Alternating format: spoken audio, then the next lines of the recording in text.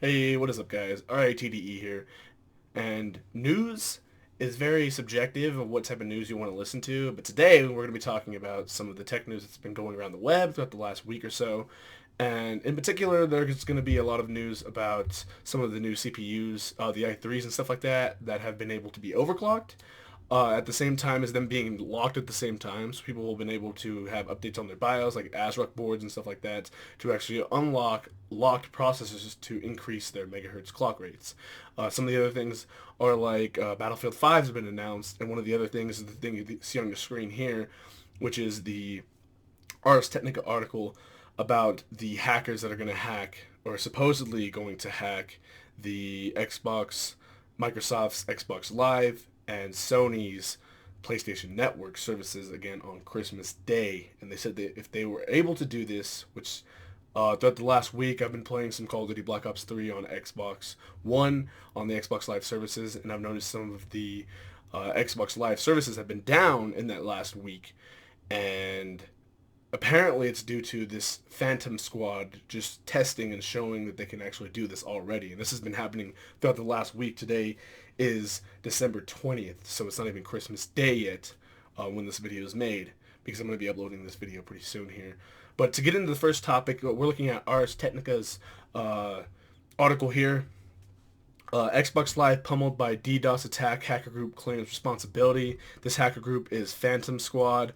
They said they have threatened to mimic what Lizard Squad did 1 year ago to take down the Xbox Live and PlayStation Network services, which the Lizard Squad did succeed in doing so for literally the whole day. And I believe PlayStation Network was down for a little bit longer than a day, going into the day after Christmas on the 26th of last year.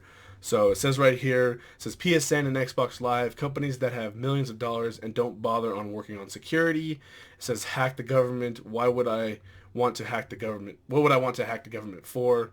It doesn't even... they're just disregarding the facts that government hacking, some people there's a lot of people out there who actually get paid for that. Like, the government hires services of people who hack into their services on purpose to detect stuff, and then they report their security reports to them so they can make it stronger. These people are just doing it merely out of amusement, just to make it where they think that people on the internet and people who are playing Xbox Live and get their consoles on Christmas Day and PlayStation Network, they want them to spend time with their families rather than playing the stuff that they just got for Christmas. So they're trying to say that you guys need to get your priorities straight and keeping your own priorities in line to spend time with your family rather than spending time on a video game or video game platform such as the Xbox One and the PlayStation 4. Now, the thing that I have to say is the people who are actually doing this, most of them are not in their upper 20s or 30s. Some of these people are actually like, elder teenagers or low 20s, and they're still living in their parents' houses as well. But why are these people not subject to their own claims, saying that they need to get their priorities straight? They're the ones sitting on their computers all day making sure that these DDoS attacks continue to happen. And these guys are going to do it for 1 week. For 7 days, they're going to be doing this. And they're saying that people need to get their priorities straight on Christmas when they're the ones spending all their time doing this for a whole week after the Christmas day is already over. So why are they not subject to their own claims? It's like, preach, do what you preach. You know what I mean? Don't not do what you preach. It's like the opposite what they're doing here. So that's just my fix on it. And then you can just read some of these tweets. This is this one article. You can find many. Ars Technica's article about some of the tweets and stuff like that. PSN is next. Retweet if you don't want this to happen. And it's because he just hit. This here says that he just hit the Xbox Live, which is what I said. This was taken on December 16th, about 4 days ago. And as you can see, the posts here are 9 hours ago. So they were doing it on December 16th. They were hacking it. It's just ridiculous. It really is. It just mind boggles me because it doesn't need to happen. It doesn't need to happen. So sorry to start off with the news with that. The next thing we're going to move on to is the Battlefield 5 confirms. And famed games analyst feels that Battlefield 5 can beat Call of Duty in 2016. Now, if that game happens to be a Call of Duty Ghosts 2, I don't blame them for thinking that. Because Ghosts 2, in my opinion, is one of the it's like the second worst Call of Duty game. Oh, no, that's number one, actually. That's number one in my book. I've been playing Call of Duty since the beginning. On consoles, I played Call of Duty 1, Finest Hour, Call of Duty 2, Call of Duty 2 Big Red One, Call of Duty 3, Call of Duty 4, Modern Warfare. I played every single one of them. World at War, going into Black Ops 1. See what I'm saying? Modern Warfare 2, then the Black Ops.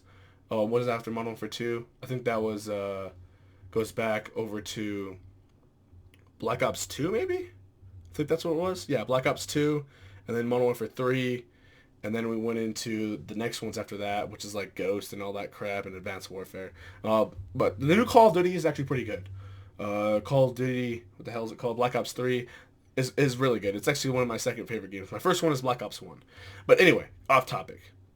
I'm just saying that I can see how the Battlefield analysts and DICE may think that they can actually beat Call of Duty next year. Because for the rap sheet and how history is going to keep repeating itself, where they're probably going to make a Ghost 2 game, that game is probably going to be not that good anyway.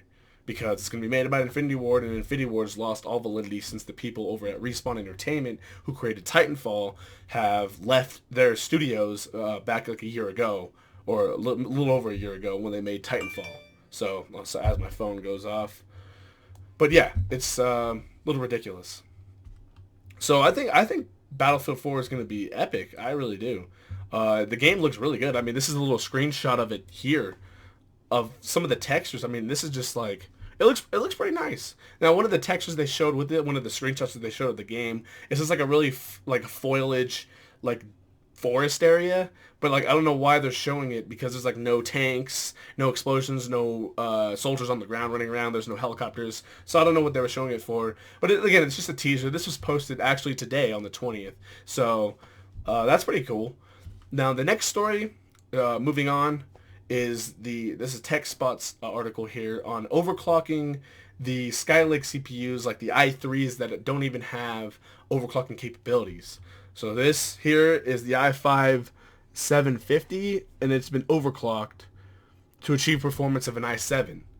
So that's kind of interesting. And the person who did this here was able to do it on an ASRock board, and then now ASRock is also including or updating the BIOS of particular ASRock Z170 boards to actually enable people to do this without doing it themselves. So they're enabling you to do this. Now, I don't know how Intel's feeling about this, but it feels like Intel's okay. I haven't seen any reports back saying that, oh, you can't do that. But I'm sure it voids the warranty, so, do at your own risk. But it's still pretty interesting to see that people can actually overclock non-overclockable processors. So that's pretty cool. And then here is showing an i3 60-watt TDP, same socket, and this is clocked at 1.360 volts. And this is the i3-6100 CPU that starts at 3.7 gigahertz, and this guy has it overclocked all the way up to 4.7 gigahertz. So he literally added a whole gigahertz to a processor that's not even supposed to be overclocked in the first place. So that's pretty good. That's actually really good. I like that. I mean, the more stuff like this that we can see, maybe we can all move over to non-clocked CPUs and get this unlocked CPUs and get more performance out of them than we can our own overclockable CPUs. Who knows? I mean, with this new stuff coming out, it's just gotta go with it. You gotta go with it, And some of the other things I want to talk about is I'm just gonna bring it up here so I can just go over to Google and just show you guys exactly how to search this. So you could just go to and then just look up Intel. What's it called? Let's see, they're calling it 67 or 6950X. Oh wait, let me put the 6950X. It's supposed to be the new flagship processor on the Broadwell-E platform. And this thing is supposed to have 10 cores and 20 threads. They're supposed to have a 6950X, supposed to have a 6900K, a 6850K, and a 6800K. Now, all these going down, the minimum one is going to have 6 cores. It's going to start at 10. And then the 6900K is going to have 8. And then you're going to have 2 6-core processors, which is pretty nuts. I mean, and it's supposed to take place in the same Z170 board, X99 board. See, so for years, see, it's ridiculous. I don't even know, like, what to think. Here's some of the specs here. See, Skylake E is what they're looking at. See, Skylake E is not even close to being announced yet. It's not even close to being announced yet, but we're looking at Broadwell-E is the one that's supposed to come out next year. Supposedly, we're supposed to get some announcements at CES, so we'll see. on that. But you can see the processor is it's gonna be 10 cores. It's gonna be at $1,000. So that means everything under that is gonna be even less than that. So to get an 8-core processor, you're probably gonna be looking at paying like maybe $700. To get a 6-core, it's probably gonna be right around like 5, maybe 6. And then gets a lowest end 6-core, which is the equivalent in the rankings to what the 5820K is now. That's gonna be down in like the sub $400 range. Hopefully, that's hopefully. See, that's pretty good. You can get a hexa-core processor close to exactly what the Skylake quad-core is supposed to be. Now, I know the 6700K is still scarce, and you can't even get it anywhere and stuff like that. And the prices that people are selling it for is not even close to the MSRP. Like, I saw it for like $480 yesterday on Amazon by a different vendor. I was like, who's going to pay 5820K prices, or hell, even for that matter, 5930K prices, when you could just get a 5930K, get DDR4 RAM still, and just pay a little bit more for your motherboard? Who's going to pay for a 6700K? That's a complete waste. That's why in my 2000, I'll have a little card up in the right corner. Or maybe it's on that side. I'll have a card showing exactly the build that I did for $2,000, and that's why I put a 4790K in it as the quad core for mainstream and not the 6700K, because it costs too much still. There's no reason why you should spend an extra $200 in the 6700K when you could just go to the X99 5930K. I'll have that card up in the link if you want to check out that video, and I'll also have it linked down below, right below that like button in the description, in case you guys want to take a look. But yeah, this is just some stuff here. I'll have all these links linked down below, also below that like button. Feel free to like this video if you guys enjoyed it. Dislike that video if you guys didn't enjoy it, and let me know why down in the comments. Leave a comment if you have any other questions and stuff like that. This has been Right in the Eye here from TD, and I will see you guys in the next video. I'm out.